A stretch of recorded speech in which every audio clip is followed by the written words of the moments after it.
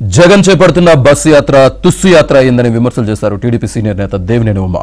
తాను first class student అని శాసనసభలో జగన్ చెప్పారని, ఆయన అబద్ధాలు చెప్పడంలోనే ఫస్ట్ క్లాస్ స్టూడెంట్ అని, అబద్ధాల్లో జగన్ పీహెచ్డీ తీసుకున్నారంటూ ఆరోపించారు. మద్యపాన నిషేధం హామీ ఏమైందని ప్రశ్నించారు. శాండ్, ల్యాండ్, మైన్, వైన్ మాఫియాలతో డబ్బులు దండుకుంటున్నారని ఆరోపించారు దేవినేని ఉమా. 7 లక్షల మంది పిల్లలు ప్రైవేట్ స్కూళ్లకే వెళ్లారని, అమ్మఒడి లబ్ధిదారుల సంఖ్య 7 లక్షల మందికి కోత విధించారని ఆరోపించారు దేవినేని ఉమా. జగన్ మాటల్లో నైరాస్యం, ఆయన మాటల్లో ఓటమి భయం కనబడుతోందని దేవినేని ఆరోపించారు.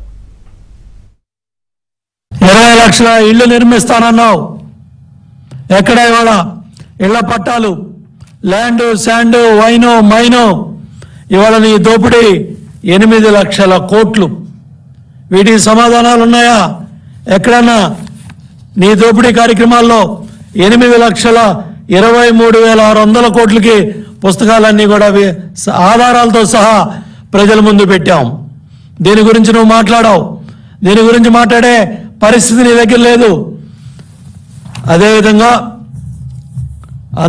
ఎన్ని లక్షలైనా అందరినీ చదివిస్తా, మరి నువ్వు ఎన్ని లక్షలైనా ఎన్ని కోట్లైనా చదివిస్తానన్నాడివి. ఇవాళ ఎంతమంది పిల్లలు బయట స్కూల్స్కి వెళ్ళిపోయారు? జగన్ రెడ్డి సమాధానం చెప్తావా? జగన్మోహన్ రెడ్డి ఒకటే చెప్తా ఉన్నాం, నువ్వు ఎన్ని అబద్ధాలు ఎన్ని అసత్యాలు చెప్పినా ప్రజలు నిన్ను నమ్మటానికి సిద్ధంగా లేరు. ఎవరు కూడా సిద్ధంగా లేరు. మళ్ళీ రేపు జరగబోయే ఎన్నికల్లో జూన్ 4 తర్వాత ఇంగ్లాండ్ వెళ్ళిపోవటం, లండన్ పారిపోవటం ఖాయం.